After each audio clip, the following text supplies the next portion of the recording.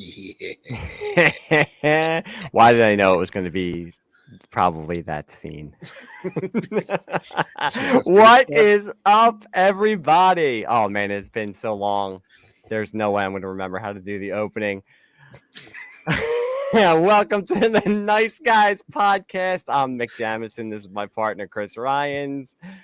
As you know, this is the podcast by two former video store clerks talking about the movies that we watched when we should have actually been working. That's pretty good, right? You got it. You nailed it, man. Nailed it. Boom. Look at that. It's almost like this is a professional podcast. It's almost like we fooled everybody.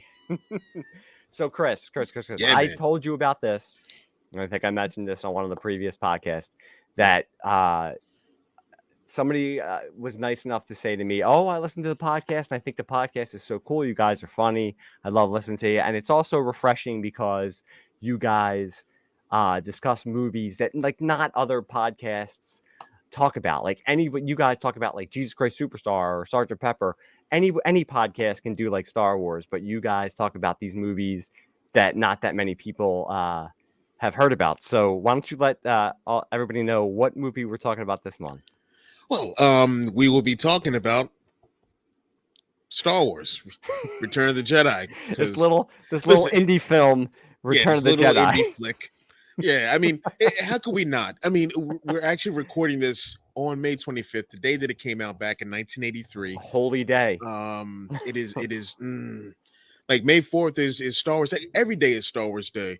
Yes. But May 25th is like the other, for me and many others, official Star Wars Day. Yep. So, yeah, so it's the 40th anniversary, which dates the both of us severely. And, not me. I didn't. I only saw this movie like recently. It was the first time they re-released it, so I figured I would go to the movies and see it. I was like, let me see what all the hype is about. No, I'm kidding. I'm old. I am old. We're gonna get into it. I think Chris and I'm behind the curtain. We were talking about before we recorded. I'm sure everybody who's listening to us or watching us has seen this movie a billion times, much like we have. They've seen the original. They've seen the re-release. They've seen the Blu-ray. They've seen the DVD. They've seen bootleg copies of it. So I don't think we need to go scene by scene and talk about everything. We all know Return of the Jedi. It's an awesome movie. I think what we wanted to talk about is how it affected us.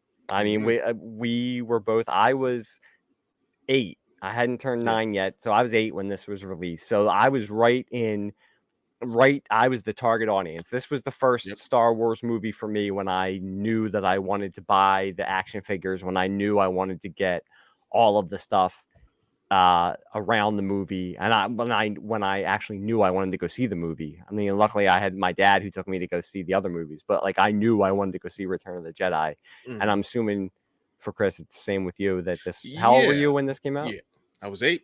Yeah, I was 8. I was, I just turned 8 like the February beforehand. So yeah, I was extra ready for this thing. And just like you, like granted, I saw them all in the theater.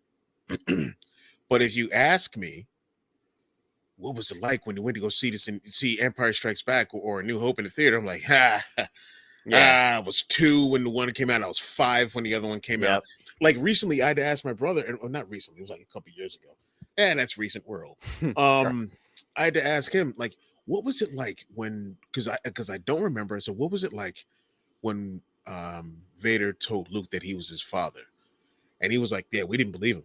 We just didn't believe it all up until the Return of the Jedi came out." And it was like, "Oh wow." And for us, like it's like that's the same way. Like for me, by like 83, we'd be renting stuff because it was like mom and pop video stores by then. It wasn't like Blockbuster and stuff, obviously. But I mean, I'd like worn out, and that was back in the day when if you wanted to buy a VHS tape, it was like $100. I mean, I'm sure even Star Wars, at least. So it was going to the video store, and I just remember all the time just rent it, or you taped it off of like the ABC Sunday Night Movie, which I probably had like with it like written on the VCRs, side. man. Yeah, with it written on the Stack side. those babies up. Yeah, just fit it with the wires until you get it right. Oh yeah, But I remember my dad like always that when we first got like a video, like a card for a video store, like it was that and like Raiders of the Lost Ark. We were going in and renting, but like my dad took me to see them too, but I can't remember at all. Now this Return of the Jedi, I do remember. Now I have a good story about seeing Return of the Jedi. I don't know if you want to go first, but I have an interesting. Oh, you go for it. Okay, so I saw Return of the Jedi I remember going with my uncle. Took me. Your first time. For the first time. Okay. I think it was in a suburban mall, the McDade Mall. Oh my God, you saw it at the McDade. Do you know the McDade Mall? It's funny because I saw the original Spider-Man at the McDade Mall with the train running behind it. You can hear a train running behind it. The mall is still there. There's no stores in there.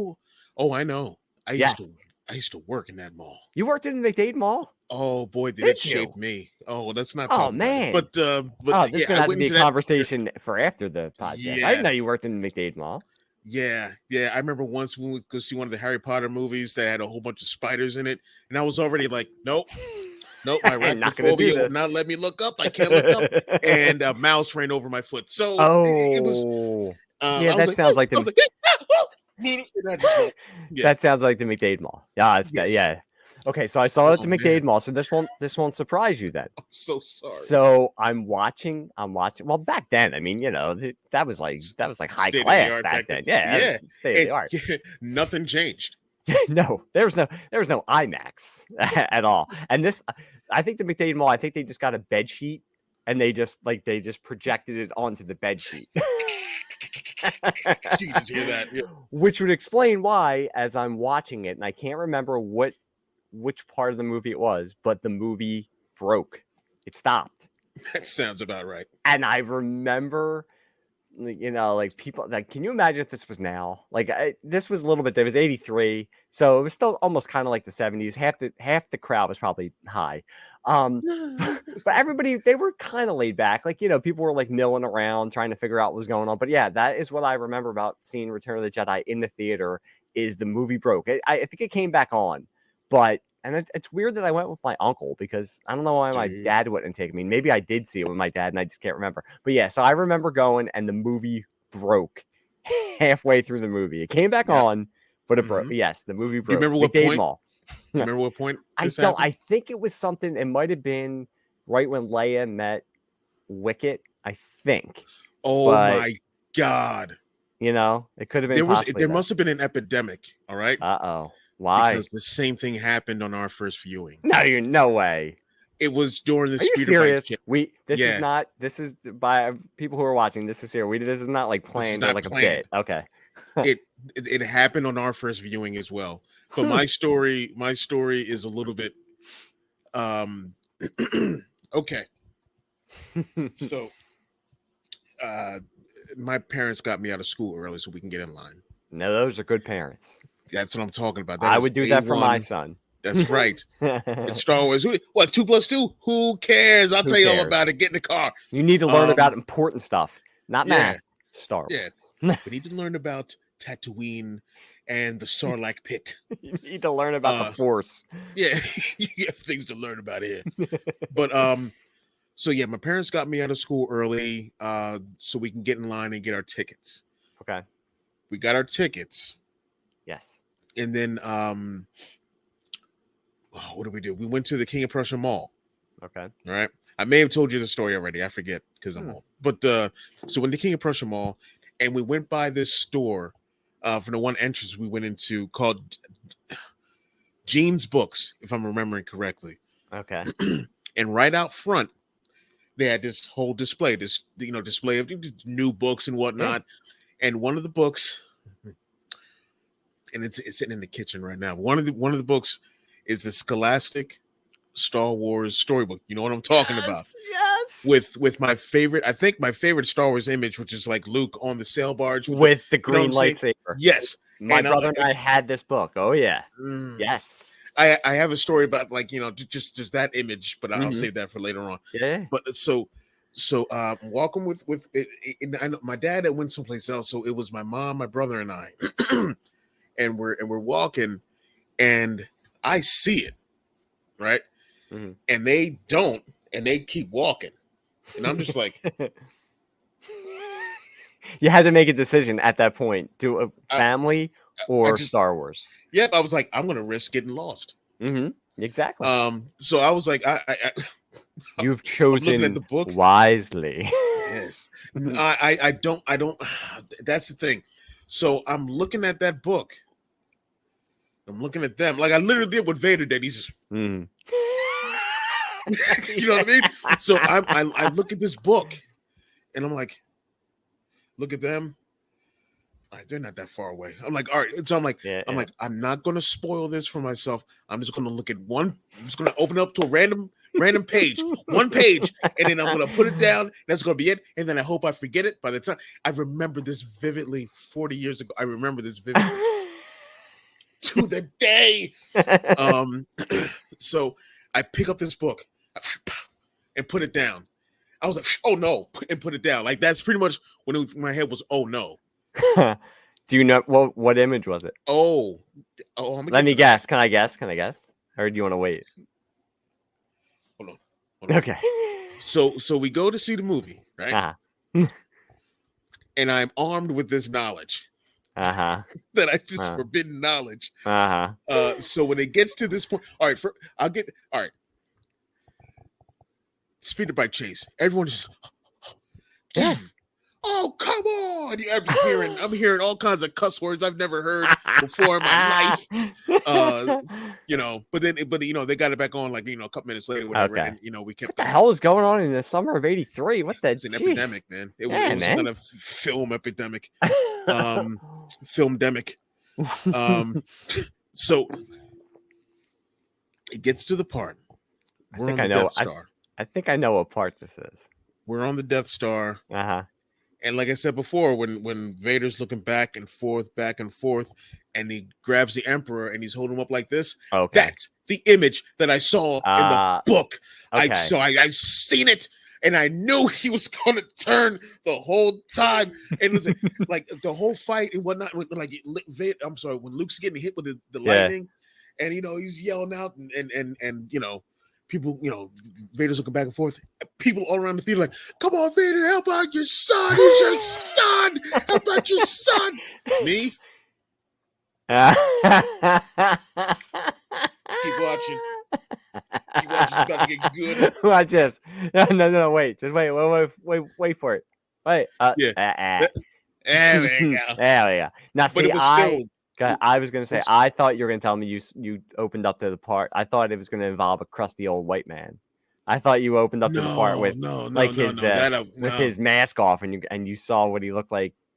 Because that was always like a cool, now it's like different because it's been so many years. Like now I'm a jaded old fart than I am. But I always remember that was so cool. To finally see them. Like I know it's been made like a joke with Kevin Smith and stuff, but that was so cool to see them take off the mask, because that was like for us kids, man. That was like, what is who is it? What does Darth Vader look like? You see, these people don't understand now with Star Wars everywhere, which is like Star Wars Nirvana. Although I mean, if you go on certain apps, like you wouldn't Star Wars Nirvana, you wouldn't internet. You wouldn't realize it, but I mean, when we just had the little crumbs and the little little bits and pieces, trying to figure out. I can remember 3 years of we gotta nothing. We got to talk about you're talking about the Scholastic, but did you have the novelization? Yes. Yeah, and with Obi-Wan with the cutout dialogue when he talks about Anakin, and I mean it's changed now because now it's not canon, but that was oh my god. I still remember the cover. It's the hand with the blue lightsaber, because I had that.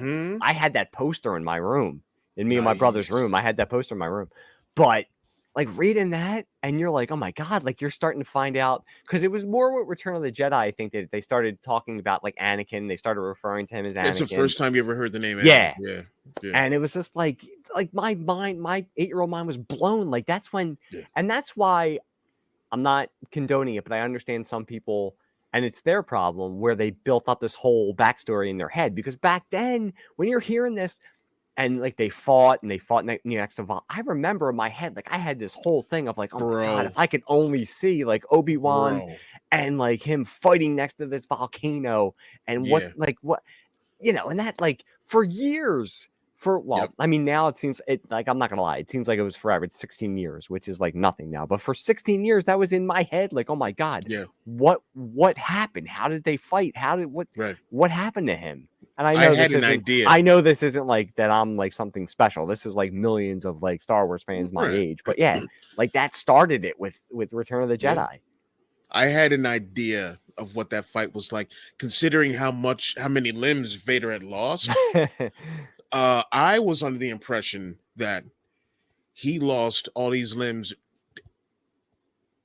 in steps during the fight and was just like Monty Python. Like Monty Python. And that's you. But a scratch. But a scratch. Yeah, so did I. That's, bleed on me. That's how I always figured it too. Like an arm went and he's still fighting. Yep. You know, and by using the force, when he kept himself upright after another leg got chopped. They were like, no, lickety split. All in one shot. I'll take it. I'll take it. But and hearing the name Anakin, you know, I hate when people use the word jarring. Oh, it was jarring. It took me out of the film. Shut up. But stop. It was like, oh, that's his name, Anakin. That's a weird name. Yep. You know? Yeah, I remember thinking that too. And they did it like just like the way that in Mando when they did Grogu, just like they just did it, and it's like that's it's just normal. Yeah. Yep. Yeah. Again, it's like, listen, it's funny because we were joking. We didn't have to do any research for this, but I read like the Wikipedia entry, and it said like, you know, the film was well received. You would think all these years later, because again, when we only had the 3 movies, it was always like, and I'm saying this, I know Return of the Jedi is your favorite of the original 3. Yes. Now, mine's Empire Strikes Back. I love all. Right. That's when people say like, what are your rank them all? I always rank the original 3 just because they will always be, for the time in my life, they will always mean the most to me. None of them are bad. Like Empire is my favorite movie of all time, so it's my favorite of Star Wars. But I can pop any of them in and I can watch them anytime. Right. But you know, you would think like all the years after it was always like, oh well, Return of the Jedi, it was kind of a disappointment. Not like it was well received when it came out. Like people liked it. Only after that, people just like, wow, Empire Strikes Back got shit. Yeah. And now it's like, you know, whenever they have like the greatest sequels of all time, or I just saw a list yesterday, like sequels that are better than the originals. It's always like one of the first or second ones that come, that and like Godfather 2 always come up, or Dark Knight. But it's like, all 3 Star Wars movies were well received. All 3 Star Wars movies were liked. It was only after it that people started to bitch and complain about certain things. Right. I had this conversation on another podcast I was on where it's like, it's okay to have have opinions about movies. You don't have to say every movie, every TV show is the best, but to like make it your whole existence to like complain about something, it's like, get over it. There's so much other stuff you can watch or talk about. It's like, if you don't like something, don't watch it. Who cares? All right, we're gonna, like I said, we get off on a tangent. Because I mean, I could go on and on about those Michael Bay movies. Exactly. Let me go back to the Scholastic book. So it's funny because like whenever I see that image online, it like instantly transported back to like that summer of '83. And I mean, that's what I wanted to talk about. We were saying like this movie was the first movie where like all of the merchandise was something that now I was conscious of. And it wasn't something I just got as like a Christmas present. It was something that I actually like sought out. Like I went to Kitty City to look for action figures. I went to the malls, and God, I missed 80s malls bookstores because they were the best. I went to the malls and looked for the books, for the novelizations, for like all the, like one of my favorite things from Return of the Jedi was the book and record set. Yeah, I remember, and it's the one with Darth Vader on the front with like his hand, like it's like a close up. I think it's from when he's on the Death Star. It's either, you know, when the Emperor comes, like it was probably a production still, and it's like him with his hand like that. But it was like the book and record set with the story of the movie. And I remember going down the shore. We used to stay in Atlantic City. In Atlantic City, yes, in Atlantic City in the Dunes Motel. And I remember me and my brother and my 2 cousins, like listening to that over and over and over again. Yeah. And then we would go across the street to I can't remember what casino it was, because this is what we did. We stayed in Atlantic City, my parents and grandparents went and gambled. They gave us money to play in the arcade, and because it was the 80s, and they just like left us there for hours. But we played the Return of the Jedi video arcade game for hours, and I have made my son play it online now because he was like, why do you think it's so great? I'm like, play it. And he actually was he's like, this is actually a pretty good video game. I'm like, hell yeah, it is. You think I don't know what I'm talking about? Come here, learn something. But yeah, we used to Fortnite. Play... Nerd, dude, get over here. Let me show you. Get over here, dude. That video game was amazing. Yeah, I was amazed at how, for 83, 84, how detailed that game was, and just how. And I was like, "This is so accurate to the movie."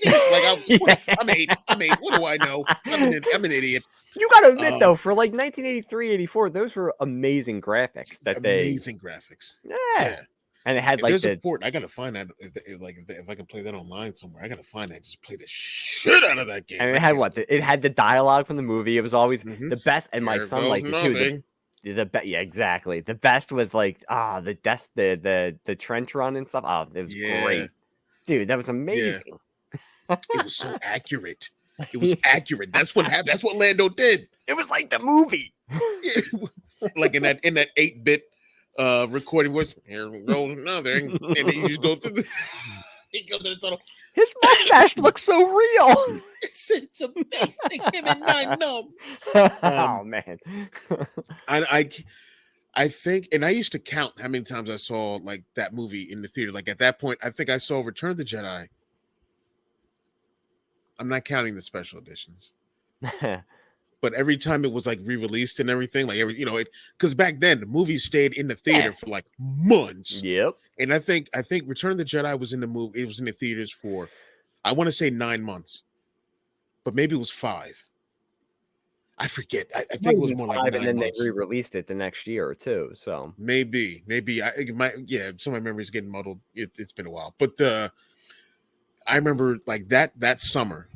Back then, my best friend Pat McCready and I, whenever the two of us would get $3-4, because I think movie tickets back then were $2 maybe something, because we're always $3-4, $5. That's a all the candy in the world you can get with that back then.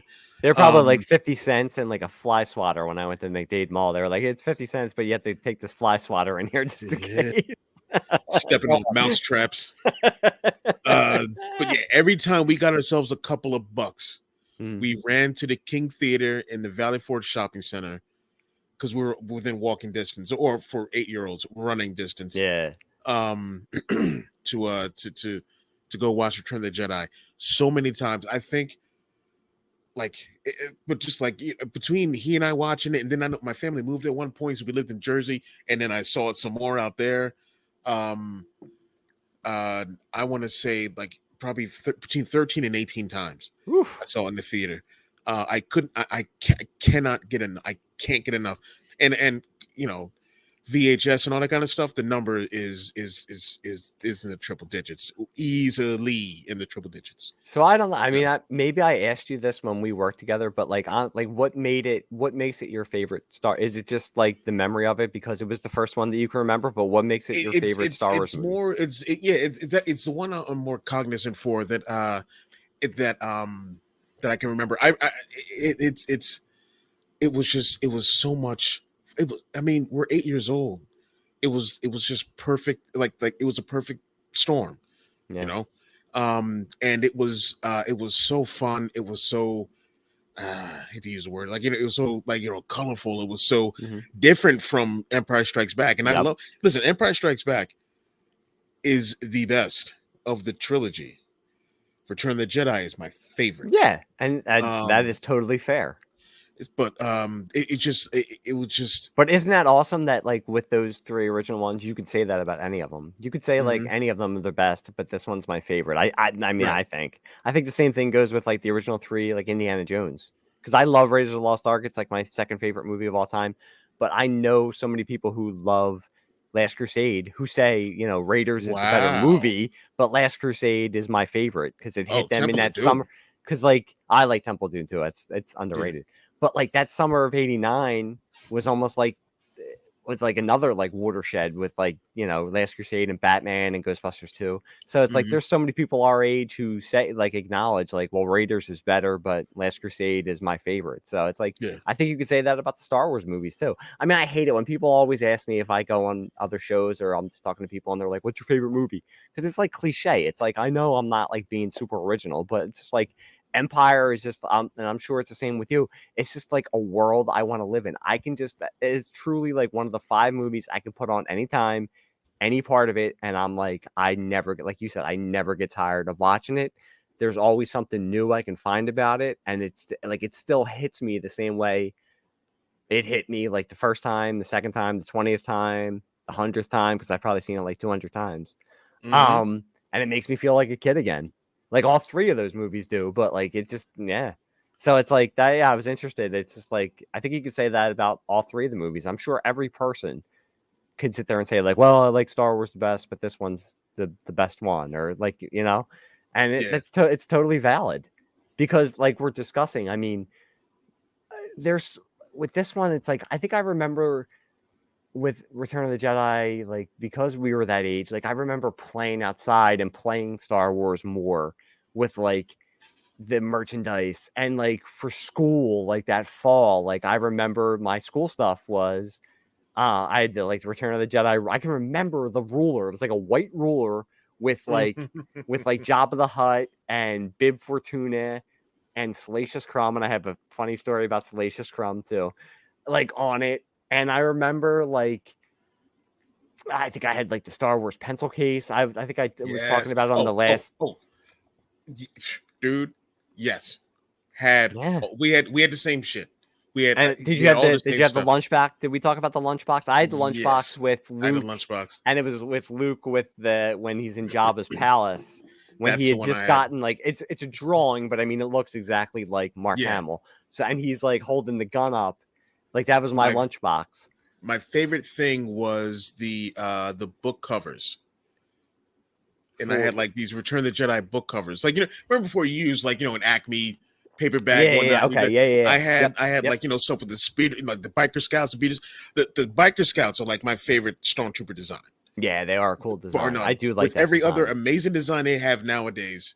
They're great. And I give them credit in that original like trilogy too, because they could have just went with stormtroopers. Like everybody's like, oh, they went with the Death Star again in the third one, whatever. But like that was a cool design. That was a cool redesign to do that. And the red, for some reason, like the Emperor's Guards always like stood out to me. That's something I always like. They don't do anything, but like that design, the red, probably because I had the action figures too. Because that was probably like I think I said it in one of the other podcasts. Like that was like a grandmom gift. Like they didn't know what to get. Just like, oh, get the Star Wars action figure. It's not like Han Solo or like Luke. It's like an Imperial Guard. Like, but thanks. I'll take it. Thanks. I want to show this image real quick, and we talked about this earlier. This image, because this is like the first, I think, in story or whatever image you saw from it that wasn't a poster or anything like that, and it's this right here. Yes. This. God, yes. God, yes.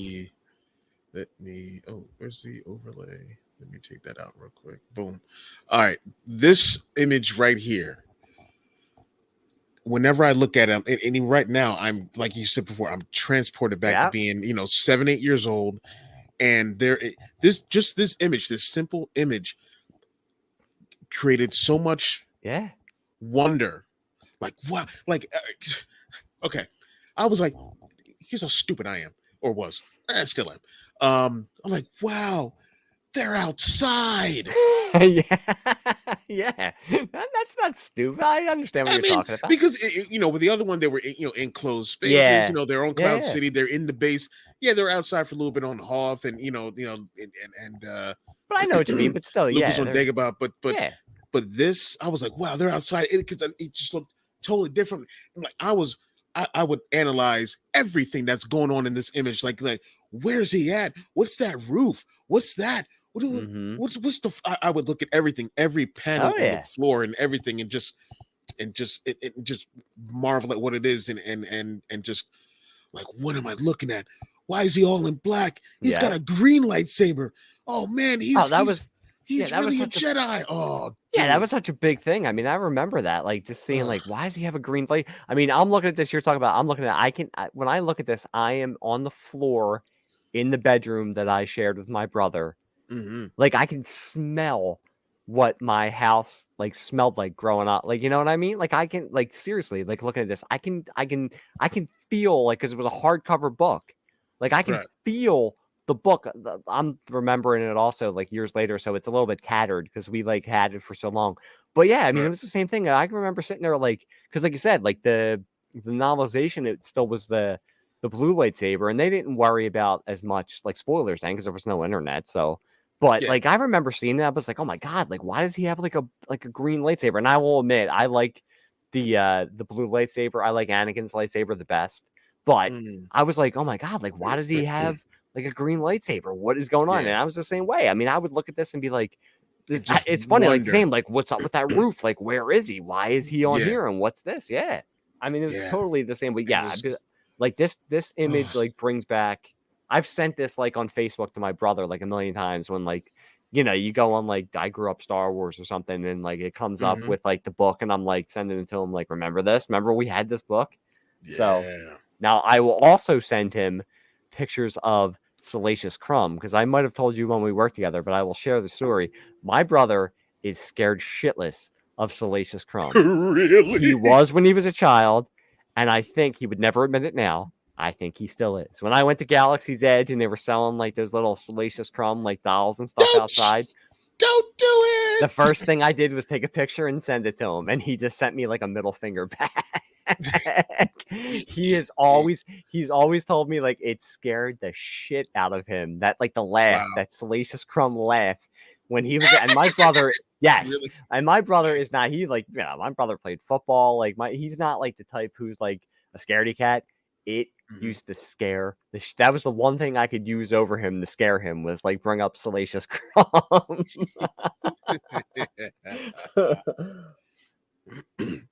Yeah.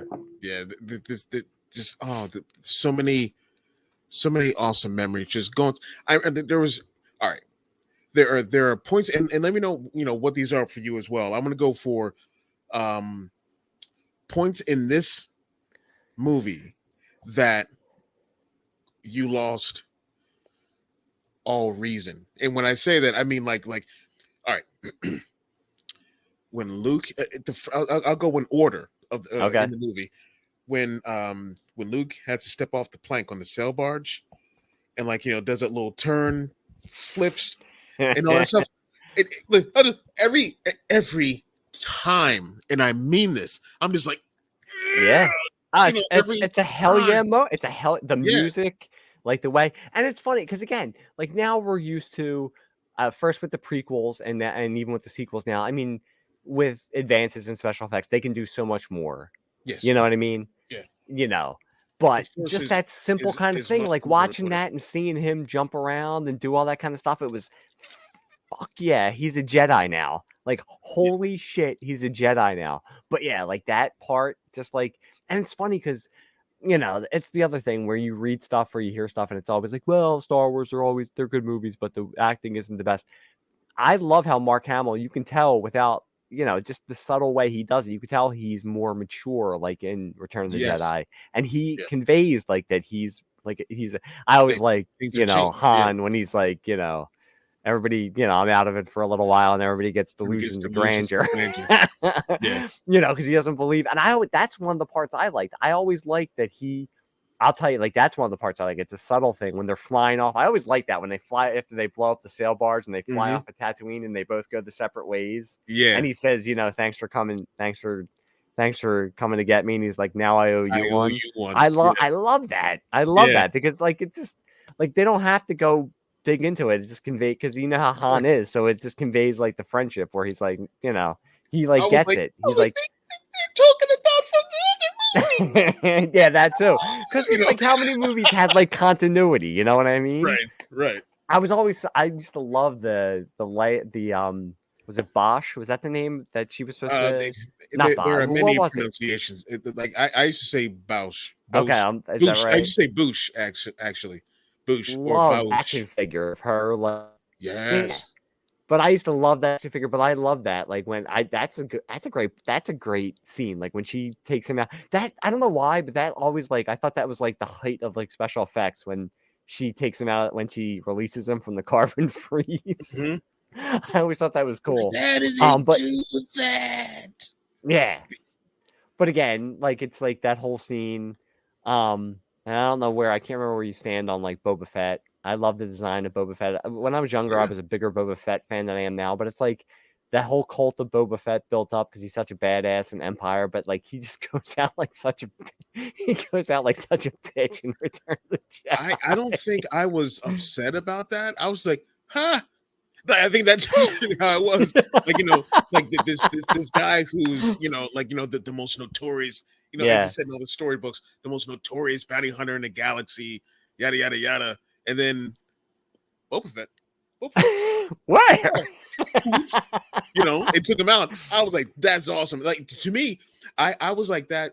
Another moment I was like that in The Last Jedi with Snoke. I was like, ha, see, told you he wasn't important. I mean, he is now. They retroed it, but he is. Yeah. But that was the same thing. Like, it's almost like a theme of this movie. Not things so much happening by mistake, but things that like take someone who is the most notorious bounty hunter, who's like, this badass, get this and that, and gets taken out by a blind guy with a stick. What happened on the Battle of Endor? With the Ewoks and their primitive ways of doing things, and they were able to stop the Empire, or win that one battle. I have a question for you though. Now it's funny because now again, like we're talking about, like back then, we had like what was it, all the Han Solo like novels that they put out and the Lando Calrissian novels. But I remember like watching this because I was like, how did like Chewie and like Lando like get on the Tatooine, and how did like Lando? Because I'm sure you know better than I do. Like I'm sure there's been stories of how Lando like infiltrated like Jabba's palace and like got undercover. Because back then it was like I think, but I didn't read a whole bunch. I didn't read a whole bunch of novels like the Han Solo ones and the Lando ones. I didn't read those. I'm not a straight up novel person. Like I do, I will, yeah. So I did not read those. Because that always fascinated me, though. I was like, how did Lando like get onto like, how did he get into like Jabba's palace? And because that was one of the action figures I know I had was the Lando, disguised as guard action figure. Yep. I do have to say though that the scene was cool with Luke like jumping, but how did he know that R2 was going to be assigned to the sail barge so you would be able to the Force? It's the only answer I got for you. The Force, he knew what was going to happen. Foolproof plan. He knew what he was doing. And when he saw me, he's like, you know what to do, buddy. He's like, make your way to the roof. Do the thing. I mean, I will say another scene I like, and it's one of the reasons why I like Empire is, and that's why like I never get that people cut up like Hamill's acting in the original trilogy, because with him and Yoda, like he sells it. Like he's playing against a puppet. Yeah. And he sells it. I just love that. This is a movie like for as joyous as it is, like cuz again, like skip it to the end. At the end we were like, well, we're done with Star Wars. We'll never see Star Wars again. We're done with that. Yeah. But I mean, for a movie that it's supposed to be so joyous at the end because they destroy the Empire, like there's a lot of like endings. I mean, Yoda goes into the Force. But I love that scene with Yoda. Like, just I like that line when he's like, when he tells him he needs the rest, and he's like, earned it, I have. And now with like all of the stuff like that we've gotten with Yoda and stuff, like I'm being honest. I know it's corny, but it's like cool to hear that. And now I can sit there and be like, well, I know all of this like stuff, and he's, with all the knowledge of it now. For me, it does. It adds to it. It just makes it richer when I watch the original trilogy, because now I'm like, now I know. Even like Obi-Wan talking to Luke about Anakin. I love that stuff. I love it. I don't care if like some things don't match up as perfectly. I love that stuff. Yeah, there's like 20 some odd years of like, we can. Things are gonna, fall to the wayside, or slip through the cracks, whatever. As far as storytelling goes, it's a thing. No one's perfect, and the fandom needs to, I know. But Yeah, yeah. The oh man. And that's the one beautiful thing is that everything that's come out, like Clone Wars and the stuff since, like I'm sorry, yeah, Clone Wars, the the prequel trilogy, and Yep. everything that's come out since the acquisition, that predates, canonically Return of the Jedi. Um, it adds so much more impact to everything, to where every time I watch it, after I've seen some new stuff, like the Obi-Wan show or anything like that, or Boba, or the Book of Boba or anything like that, it just it adds, it makes it so when I watch Return of the Jedi again, or any of them again, Yep. it adds something to it, so it's damn near like I'm watching it again for the first time. Yeah. I'm watching it with this new knowledge, Yep. and it's incredible. The comics are really helping out. The comics right now are in the era that I've been wanting them to tell storylines for the longest time, and that's between 5 and 6. So we're getting, and it's rarely been touched before until Disney took over. Deal with it, Phantom Menace. But yeah. So it's a fantastic era, and I love this era so much. And they have like a year and a half to work with, as far as a year and a half of story to work with. And I'll tell you this: you see Luke. You're not reading the comics, right? No, but I mean, it's probably some of the stuff some of the stuff you tell me, I'll probably know about. But yeah. But sorry, my throat. Hold on a second here. I'm getting choked up thinking about Yoda. You know what I mean? Seeing Luke's progression. Yep. From when Star Wars #1 from Charles Soule came out, that was like right after Empire Strikes Back, and you see this is the Luke Skywalker who is broken.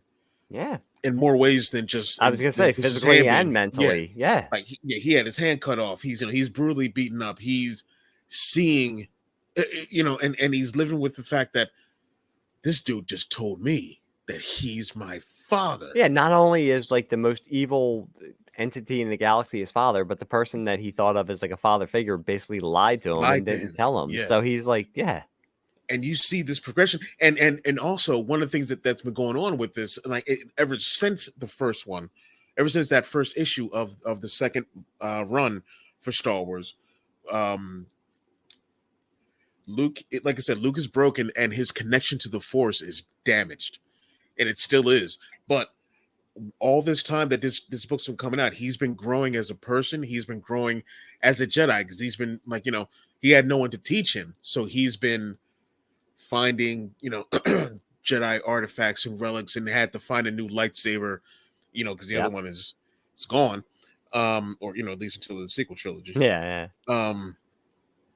But he's finding all these things, all these pieces, and you see him slowly start to morph into that Luke that we know from Return of the Jedi. Like now he's wearing all black now.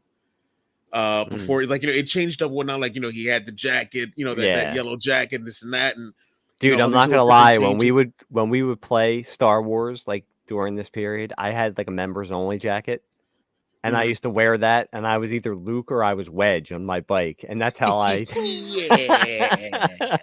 But like, you're talking about this, it's a shame that's the only thing that stinks about these being made at the time they did, that there wasn't, like, I mean, if this stuff was made now, that would be like such a cool period to be able in live action to explore.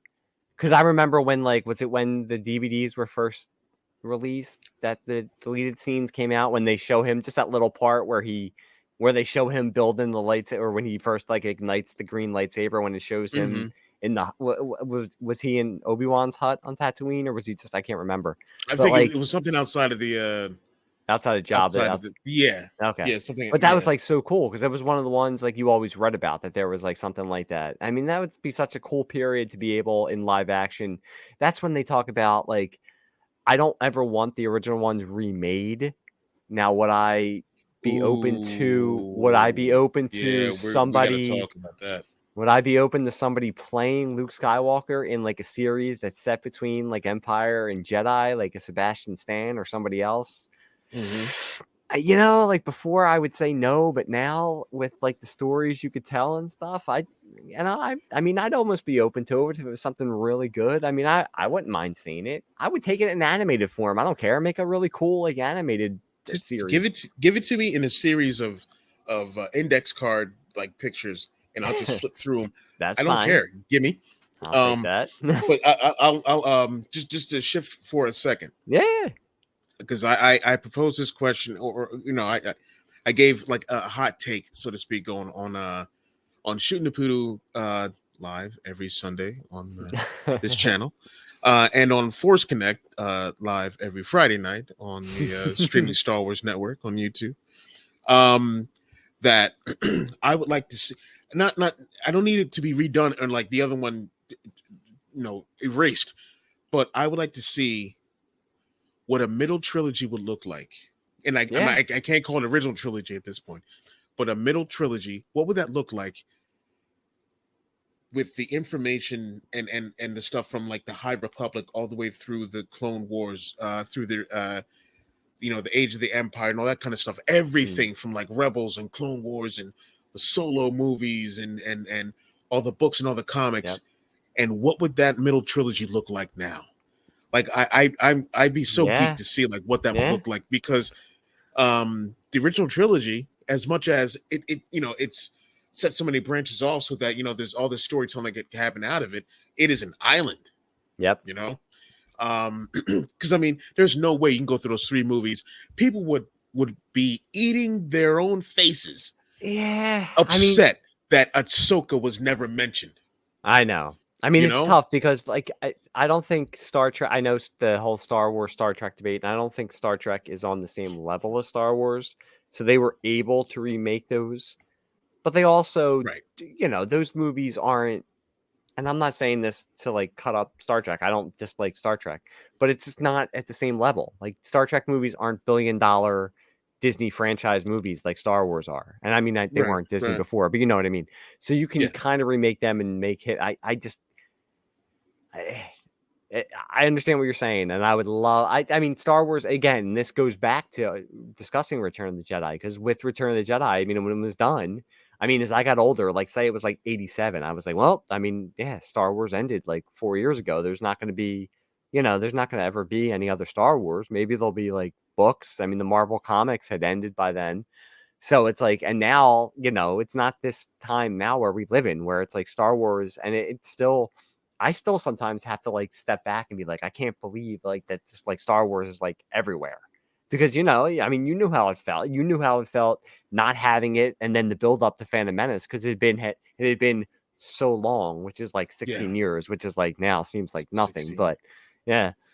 But yeah, I mean, it's I'm saying that to say that I think probably in our lifetimes that you'll see something, if not the originals remade, you'll see something like what you're talking about with either actors playing the roles that we love, or with, you know, de-aging and stuff like this. I mean, who knows what kind of deals? Who knows what kind of deals Mark Hamill, Harrison Ford?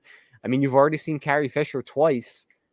And James Earl Jones, he signed over his voice likeness. Yeah, he signed over his voice likeness. I mean, who knows? You know, who knows what we'll see within the next 20 to 30. I mean, it's sad to think, because I don't want to think about 30 years from now how old I'll be, but who knows what we'll see in the 20 to 30 years from now. I mean, they're going to keep that Star Wars gravy train going.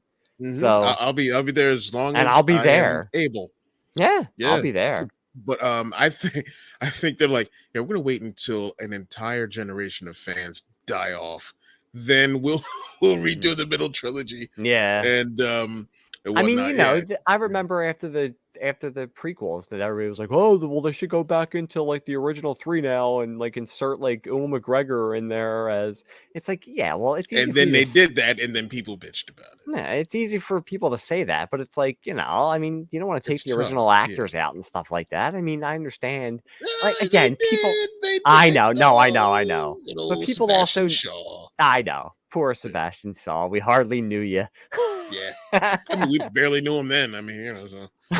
But, I will admit, like getting back to actually talking about Return of the Jedi, I will admit, like when I saw like him, I was like, that is not exactly what I imagined. Especially not for me. Anakin was gonna look like. Like, you don't match the voice, sir. Who are you? No, not at all. Looper X was on to something. Because I was not expecting a white person, especially one who has never seen lotion before, apparently. And I almost made a mistake because I was gonna say nowadays it would have been more acceptable if he was an African American, but I mean, you know that people would still bitch about it. Oh, of course they would. There's just horrible people. Like if you took that mask off and that would have been the case, I'd have been like, told you. I told you. I told you. You can't mistake that voice. No. You know, Anakin was like, wait, what voice choices do we have for the mask? They're like, well, it's this and it's this. Give me the second one. That one seriously. Sounds so effing cool. Was it like an app that the Emperor gave him, like, pick your voice? One? Let me see. Oh, and now speaking of that, again, now we're getting back there, dude. Like Ian McDermott. I mean, and again, like you never back then, you never thought you would see this dude again. The Emperor. You never knew you would get a whole prequel trilogy of this guy, and also Rise of Skywalker. He was so good, good in Return of the Jedi. He seemed a little. Maybe it was me, but like I mean, I loved him immediately. But I'm like, it's the one thing that Star Wars fans need to realize, and I'm trying to go off on a tangent here. You can. It's something new in Star Wars. So yeah, it may not seem like Star Wars at first, because to me he was I was a little bit like, oh, he's like a mustache twirling, cackling villain, like at 8 years old, that's what I'm thinking. Like all that stuff. Yeah, I was like, that's weird for Star Wars, but it didn't take long for me to no, he is very much entrenched and enriched and a part of this, and he fits perfectly. Now, did you read, I was talking about the Return of the Jedi? Did you have the original, and it's the original novel of Star Wars? Oh, I had them all.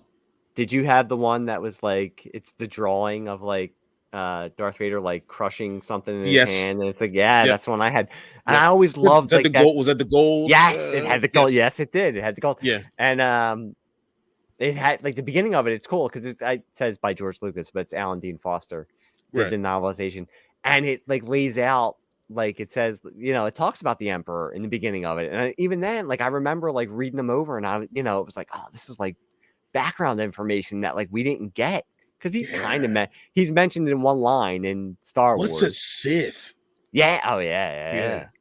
But I always thought the Emperor was great, and I mean that's I know it's not a deep cut, but I mean that when Luke and Vader are fighting, and he finally gets him down, and he just starts pounding away on him and cuts off his hand. I love that scene when he looks at that hand, and he looks at his own hand, and then throws away. And throws away the lightsaber. That's a great scene. I love how Hamill does it. I mean, it's a great scene. You see that, fans?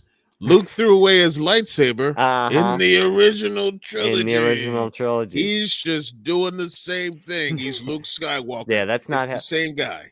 That's not how Luke would act, because the fans know how Luke would act. Yeah, not how the person writing the movie would know. Yeah, yeah. But yeah, that's a great scene. I like the interactions between Vader and Luke and the Emperor. I like the Emperor in those scenes, and I love that. That's another great scene with Vader when he says you're unwise to lower your defenses, and he comes out. I always, and that was the one thing. My brother and I used to we used to laugh about the fight in Empire Strikes Back, because Vader's just but Luke's because one hand. Yeah, because Luke thinks he knows what he's doing, but Vader is basically toying with him. Because I think, because Vader knows that it's his son, and he's thinking okay, basically, if I can convince him to join me, we can overthrow the Emperor. So he's I really don't want to kill you. And although that is I will admit, Empire is my favorite lightsaber. I know it's not like like how you're saying with Return of the Jedi. I know it's not the best lightsaber fight, but for me, it's my favorite. But like Jedi there's so is much weight to it. Yeah. Yes, but Jedi is a great one too, just because like how you're saying with Empire, Vader's just like I could basically kill this. Like he's like a gnat on like a windshield. But by Jedi, I think Vader is actually just like surprised by. He's like, oh shit! Like he knows what he's doing. He knows what he's doing. Taught you well. Yeah, he knows what he's doing now. He wasn't like, actually, it was Yoda. He's like, wait, what? What? Yoda's alive? But but I used to make the joke as well. Like, oh, now I got to use two hands to fight this kid. But yeah. But you see that too. That's an underrated set. Like, when they're sitting there and they're both like they're at a stalemate. Luke, like his face, instead of fear, he's sitting there like you could see in his face where he's like, "Oh, I know I got this." He's like, "I know I can handle this now." He was ready. And there's a part in there's a part in the comics that is that's in that this between era in the War of the Bounty Hunters, the Crimson Dawn trilogy, from Charles Soule, where he has a chance to face Vader again. Okay. And he's like, he chumps out. He's like, I shouldn't say chumps out, but he's like, I can't do this. I'm not ready. He was not ready. But when he faces him, when he goes to him on Endor to go up, to the Death Star, whatnot, to meet the Emperor, yada yada, he was ready. Yep. And it showed. It was spectacular. So what did you what did you or do you think of the Ewoks? Because of course that is like over the years that has become like the hot button kind of thing. I know they were supposed to originally be like Wookiees and everything like that, but that's again, talking to the fans and stuff, that's always like the fracture point where they're like, that's when Lucas just wanted to sell toys and blah blah blah. Shut up. These things they were for kids. I'm like, guess when did you get into Star Wars? When you were a kid, exactly. And you love the Ewoks. You got older, your nuts dropped. You're like, no, I'm a man. Let me tell you, no. Oh, the Ewoks were stupid. Shut up. You like them? You like them? You fucking cried when that one got killed. Oh no! You did because it's the saddest moment. Stop it! I'm very emotional. That is the saddest moment of the whole trilogy. Absolutely. Not Obi-Wan getting struck down. It's that one Ewok, and the other one going to it like, "Come on, let's go!" And he's like, "Oh, wait a minute." I was like, "Oh God, no!" I'm gonna tell you what. I'm a Wicket W. Warwick stan. Because remember, now again with the merchandise, I had remember the trading cards? Low gray. Remember the trading cards though? I remember that was one of the first trading cards I got was like the Wicket. Like they were pushing Wicket hard. Oh, they were pushing Wicket hard. They were pushing him like Roman Reigns, man. Yeah, absolutely. So my 8-year-old self was like, I like this. This Wicket guy's cool. That one. Yeah, I was like, I like him. But now I can't say that I watched the Ewoks cartoon the next year. No, I am not an Ewoks cartoons fan at maybe all. Droids a couple times, but not Droids the Ewoks one yet. Was the absolute top shelf shit. Yeah, and I mean like that, and I love it.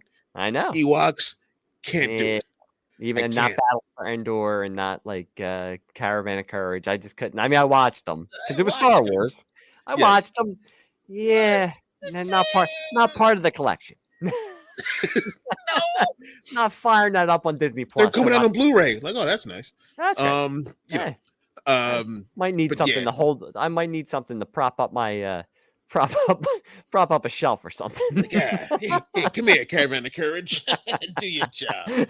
No, but there are the space battle.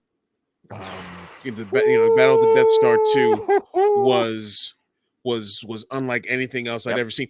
Like it was imagery overload. Like when the TIE fighters and everything attacked, they're just like.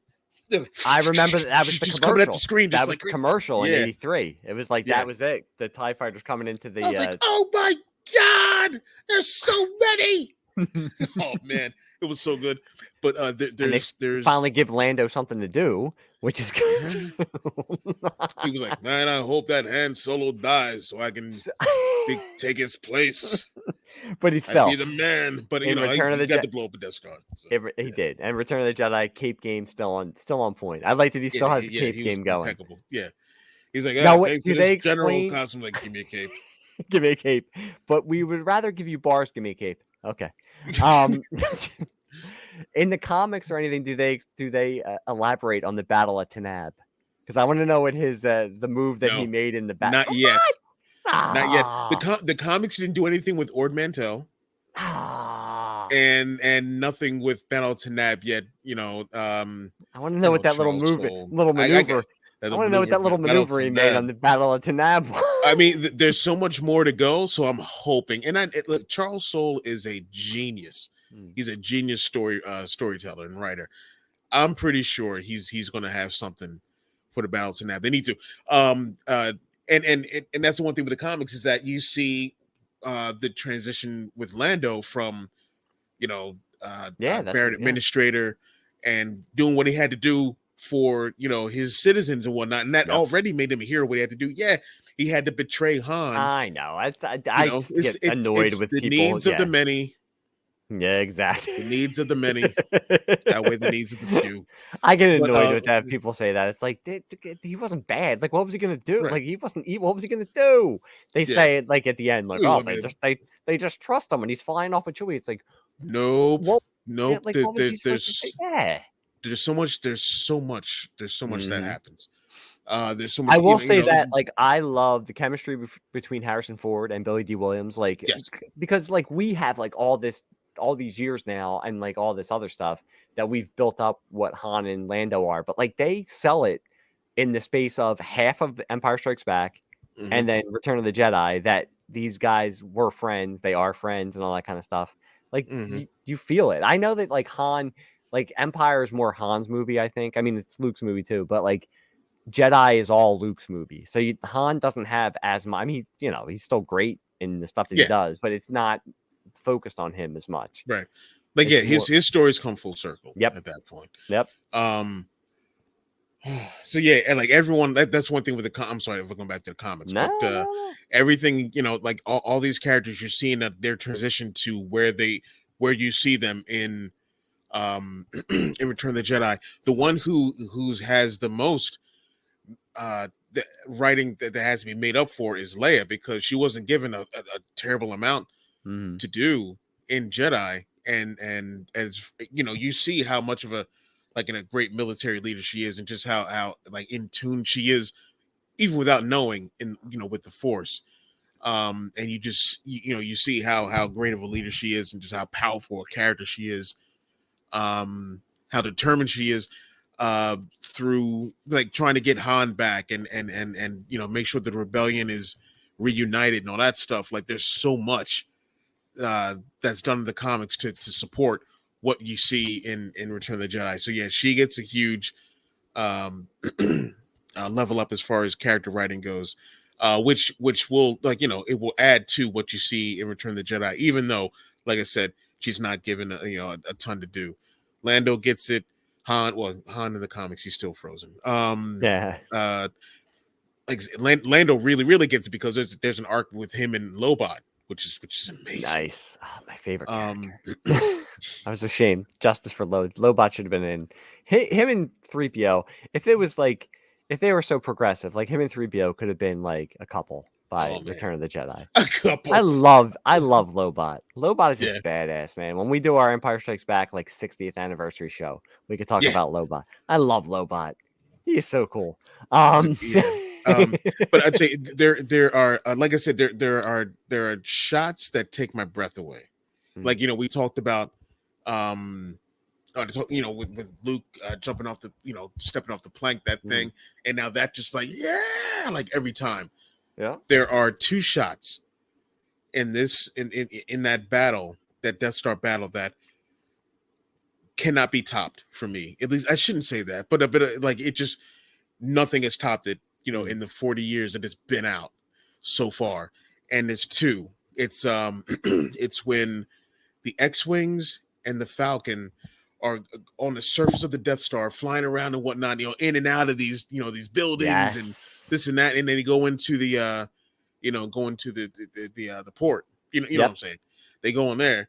That like it was just like oh man, it was so dope. Yep. And then from the intro for this episode is my top favorite shot of all, and that's like after Lando hits the target with the reactor, and he's flying through that corridor, and the explosion happens, and the camera like it doesn't speed up enough, but the camera zooms in on him and comes in.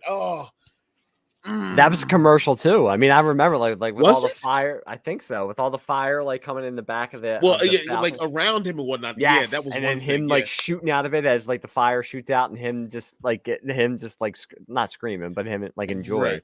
But dude, that shot, you're right. I mean, that it's such a.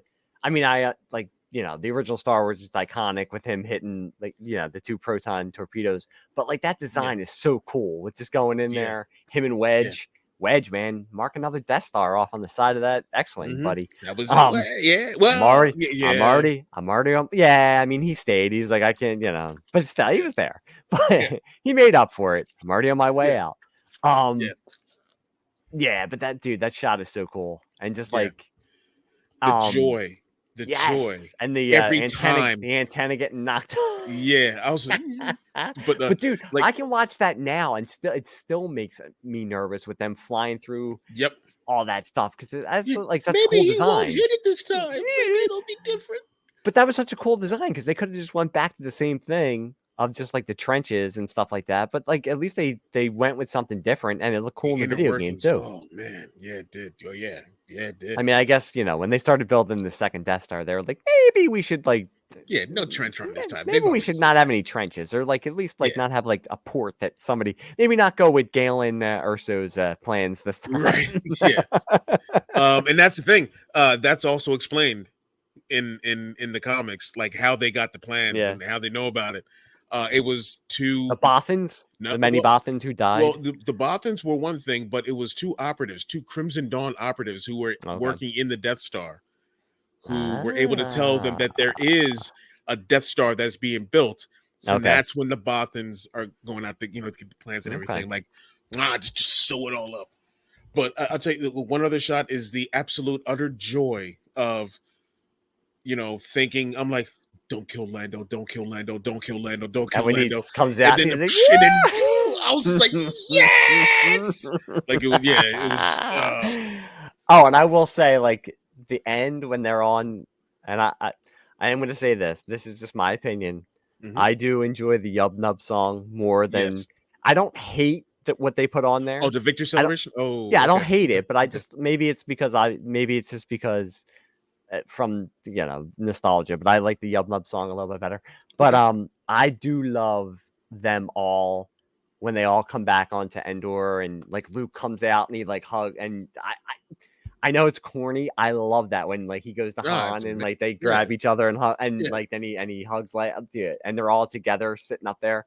Like it's so awesome. And like and then he turns around and sees, but like I love that. I love him and Han because it's like friendship. You see like him and Han grab each other. It's awesome. Great ending. It's a great perfect and again, ending. It's like the nostalgia, because back then you thought like, oh man, this is it. Like there's not going to be anything else. Like this, it's going to be these three movies, and this is all we're going to have. And all right, it's cool. And whatever. We'll have like the droids and Ewok cartoon and C-3PO cereal. C-3PO cereal. I don't think I ever had C-3PO cereal. It's surprising. I probably did. I can't remember. It tasted like nothing, and it was delicious. And it was because it was Star Wars. It tasted like the Force. It did. Yes. Yeah, basically, it tasted like. That's what it tastes like. Nothing. It tasted like nothing. It tasted like midi-chlorians. I ate it by the bowl as much as I could get. You're like, that was the summer I ate C-3PO cereal for breakfast, lunch, and dinner. At least breakfast and lunch. I did. Had many bowls of that. All right, so if we can end it on this, if we can end this episode on this. By the way, we said we were probably going to talk for like 20 minutes. We're like we're over an hour. Yeah, I come on now, seriously, stop it. Don't listen to me. Stop don't it. ever listen to me. Stop it. So let's take, and I'll give you a second to come up with yours. Nah. I'll go first. Let's make the ultimate cut between the theatrical version and the special edition. Okay. What stays, what goes. Okay. Is it just theatrical and special? No, like deleted scenes and stuff. Just theatrical and special. Oh, we could put those in too. Okay. All right. As far as I'm concerned, okay. Yeah, I'll get it. Okay. All right. Yes. So, start of the movie. Yes, Luke fixing, seeing the new saber comes in. Yep. But it does take away from when he ignites it in, on the sail barge. That's true. Like, that is true. Oh shit! So. If you're Marshall Lucas, like if you're like editing, you could just show him like building it, and you hear him ignite it, but it cuts away right before you see it. Okay. So then you could still have the, you know what I mean? Okay. The Jamison cut.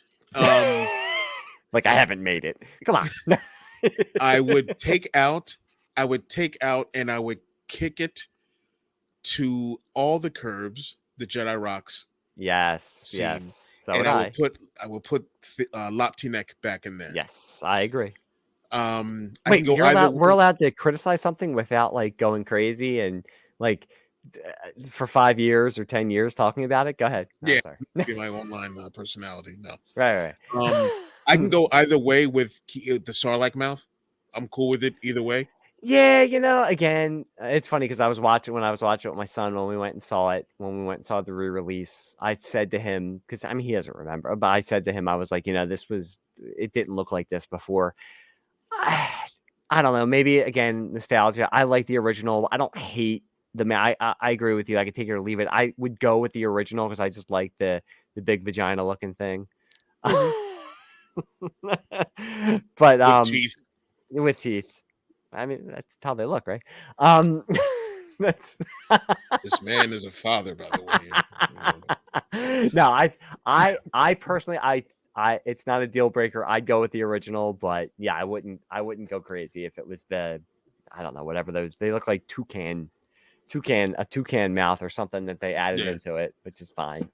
I would keep maybe parts of the sandstorm going back to the ship. Yeah, because I don't know if that conversation was in the thing, and I liked that a lot. So that'd be a way to edit that in. Everything with Moff Gideon, will be kept in because, but I know that it was the 80s, and like if they're evil, and that's it. Like they don't. You're not allowed to have. Yeah, they're not allowed to have anything of gray in there. Yeah, they were just supposed to be ultimate, except for Vader. They're supposed to just be like ultimate evil. Yeah, right. Because when he was questioning, like, what do you mean? Our people are down there. Why would I destroy them? Our people are, and then like he had to wrestle with that. Yep. So yeah, that I would have kept that in. And the only other thing is, I would have kept the original soundbite of Akbar saying it's a trap. Did they? Because when the movie came out, I was like, yeah. Because when the movie came out, I was like, my brother and I were waiting for that version. Okay. And it was it's a trap, but it's fantastic. We loved it. But it was like when I first saw the trailer, I think on like Siskel and Ebert or something like that. It was, it's a trap. Okay. It was like that, the way he said it. So I was waiting for that. Is this like an Indiana Jones in the Kingdom of the Crystal Skull situation where he says, like, I thought you were a teacher. And then remember in the trailer, he's like, he says it like really cool. He's like, part-time. And then the movie, when he says, like, I thought you were a teacher. And he's like, part-time. And I'm like, what the, why did they go with like the different cut on that? And like, it sounded so good. Yeah, I never realized. Lucas. Oh man, I know. I can't believe we didn't even talk about Admiral Akbar, Nine Nub. What good characters that were introduced in. And speaking of like Indiana Jones, like Spielberg, he was like close to directing Jedi. He was like him, David Lynch, and they talked to David Cronenberg. Can you imagine? Man, what would the Sarlacc pit look like the inside and out? Can you imagine? You would have actually seen Boba Fett. They would have thrown somebody in, and they would have like shown the example of him being digested. Yeah. And the last Oh, thing I by would the way, change. Ooh. real fast before I forget, and then you can get to you're talking about scenes you love. I love that too. When they're first brought into Jabba's palace, and he says like Luke, and he's like Han, and he's like, "How we doing?" He's like, "Same as always," and it's like, and That he's like, bad, "That huh? bad." I love that because it's Yeah. just like, oh, and real fast. I'm sorry, and then I'll let you come back. That Mm-mm. and the when 3PO tells the story of Star Wars to the Ewoks. I have Yeah. always loved that part because he's Yeah. basically because he's sitting there, and it goes back to the original Star Wars when he's like, "Well, I'm not much for telling stories," but then he sits there Yeah. and tells the story of Star Wars to the Ewoks. Because he's Love a it. filthy liar. But Damn it, 3PO. it gives me goosebumps when he sits there and he's going through the movies. Because again, like we didn't have like we didn't have movie like series that like kept Yeah. with continuity and stuff. So it was like Yeah. cool that all these callbacks Not and until stuff like John that. Hughes came in a little later. No, that's true. You know, It'd be great if it'd be great if a podcast talked about that. Go on with your cut of the hey. the last one. There's continuity in this podcast too. Yeah, you know what I'm saying? Hey, we got that. Hey. All right, go on. Yeah, I'm sorry. we should end this podcast so we can get out. Get out. That is a throwback to our Jesus Christ Superstar podcast. That's right. No, go on. I'm sorry. I interrupted you. And I just the last thing that I would flip. I love Yub Nub. I do too. I do too. I love it too. But would you keep the Yub Nub with all the other like showing like like all the worlds and stuff? Victory Celebration stays. Because that is more universal. Okay. That, like if you're going to show the galaxy, I know what you mean. That's more universal. I know what you mean. And I remember we're so free. Like he survived. But I'll say this: like when I watched that, how old was I? Was it 2017? So it was how old was I? Who cares? What are you talking about? When Return of the Jedi Special Edition came out, it was 1997. So it was 22. Okay, wait. Oh right? God, 94. that was the 20th anniversary. Yeah, oh, 22. God. God. Yeah, I was 22. So when that happened, I was like, oh, where's Yub Nub? And then I'm like, listen to it. I'm like, oh, it's not terrible. Good. No, yeah, it's not terrible. Because I loved it because, pardon me. Pardon me. Excuse me. Victory Celebration. There was a finality to how it sounded. Yeah. It's like it's melancholy. It's celebratory, but it's melancholy. And it still sounded like an Ewok song. Yeah. Just not. Yeah. And I don't say this as an insult, but it doesn't sound like the end of a Muppets episode. Yes, I know what you mean. You know what I'm saying? And I love Yub Nub, but like that works if you would have stayed on Endor with your celebration. Mm-hmm. When you go galaxy wide, there needs to be something else. Yeah. And that was cool. That was cool in 97 too, because that was before the prequel. So I remember them saying like, "Oh, you're gonna see Coruscant. Like you're gonna see Coruscant. You're gonna see like a preview of like some of the worlds. You're gonna see it." And like, yeah. But yeah, I can see. So Coruscant was added, and then not until the prequels came out, and then because I think we sold the VHS for that or whatever. I think so at Suncoast. I think probably is when it's when they added Naboo. Yep. To it and Jar Jar doing the thing. We so free. I was like, Jar he Jar. lived, and people were like, Jar Jar. Yeah. And then one of the statues falls on him. Yeah, everyone's like, Rangers win. You know, when you see the when you see Coruscant, they're like, yeah, it's super New York. I can see your point, and I could be convinced either way. I love Yub Nub, and it's like nostalgia. It's not. But from how you describe it as like a more universal kind of thing, yeah, that's one of the changes that I was not. And again, I don't like hate all the changes. Some of them I could do without, but whatever. But that one might be one of the ones that might make it better. Like it fits with it. And like you said, that's a good explanation of it. If it's going to be galaxy wide, take it off of Endor and make it be something that's more universal than just the Yub Nub kind of thing. So That one I can go for. One more. Yeah. As powerful as it was when Vader's going back and forth, just back and forth, no dialogue, back and forth. I know. I think I know what you're going to say, but go ahead.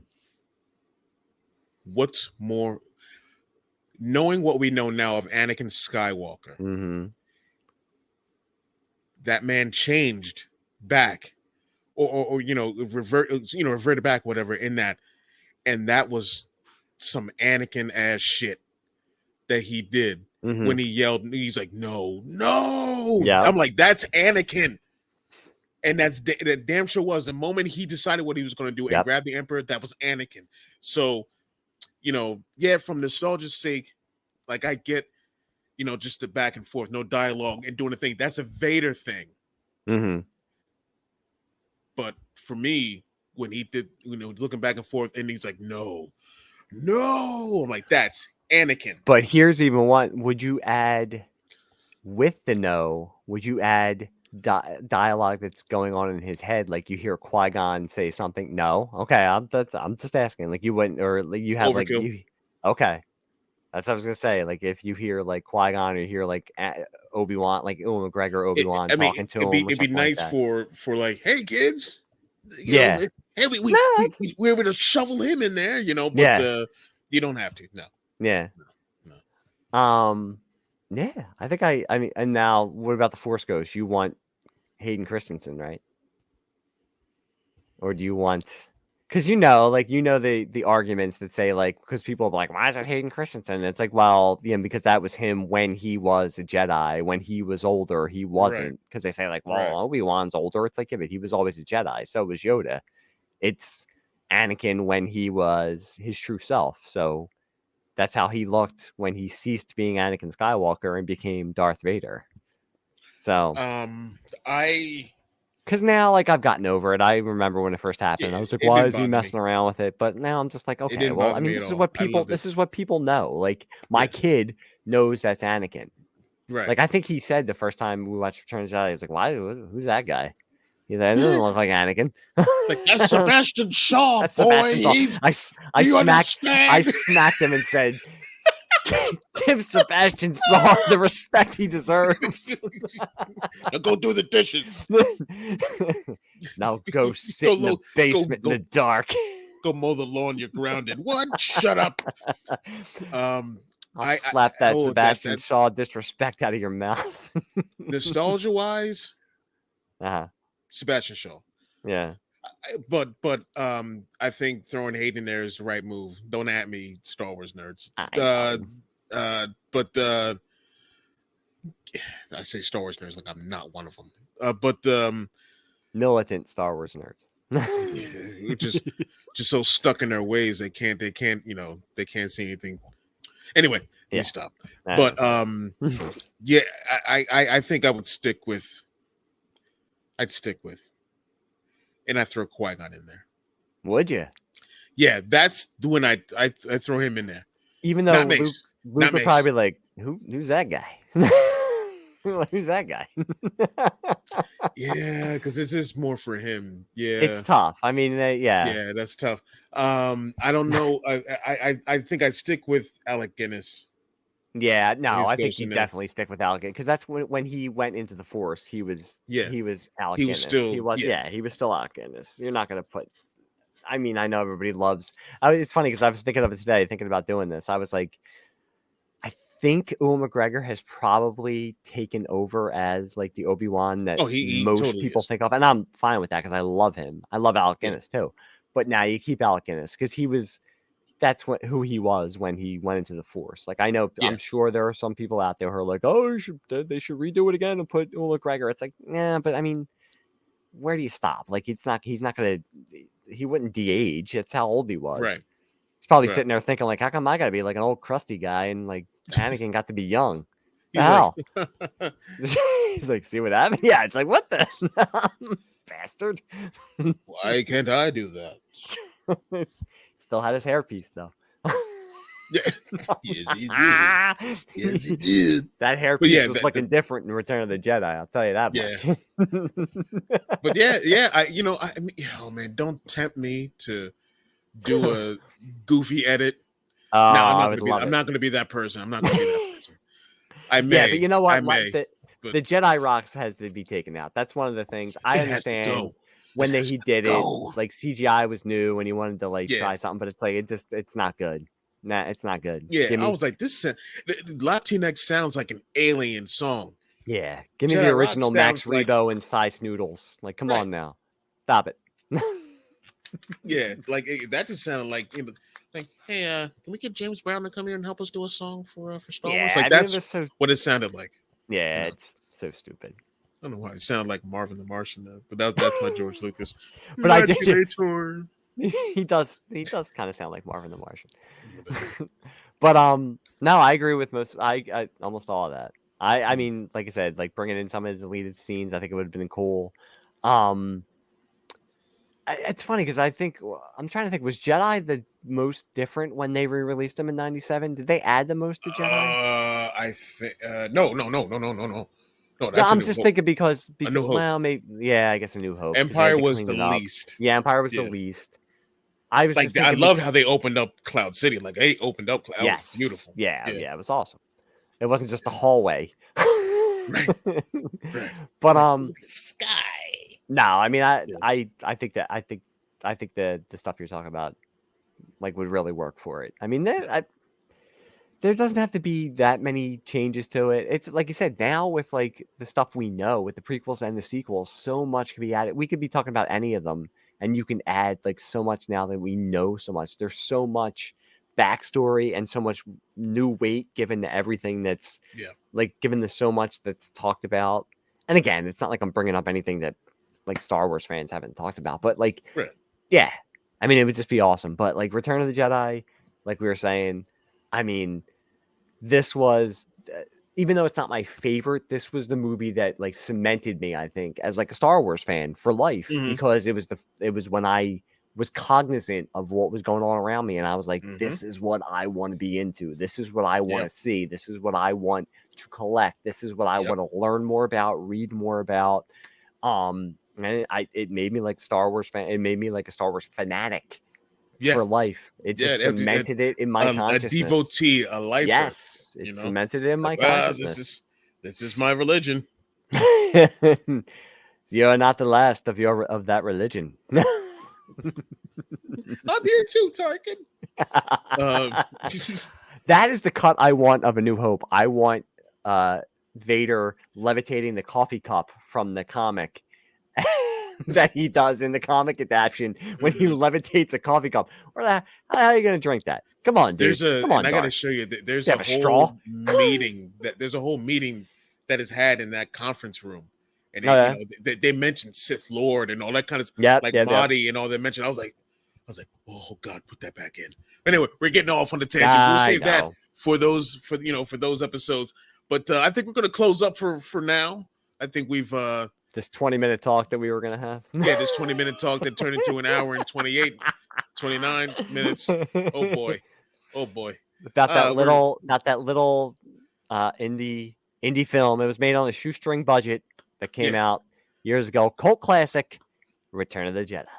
Yeah, not many people know. Or Revenge of the Jedi, whichever you would like. Whichever you prefer. And I didn't know about that until later, about the Revenge of the Jedi thing. But I think Return of the Jedi sounds better.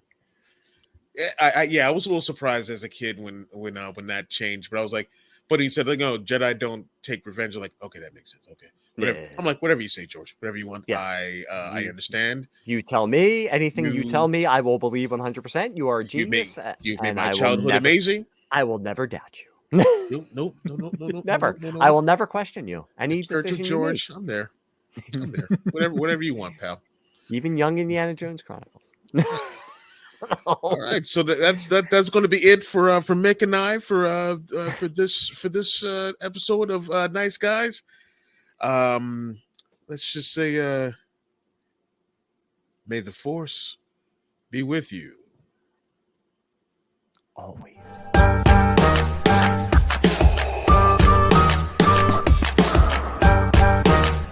Impressive. Most impressive.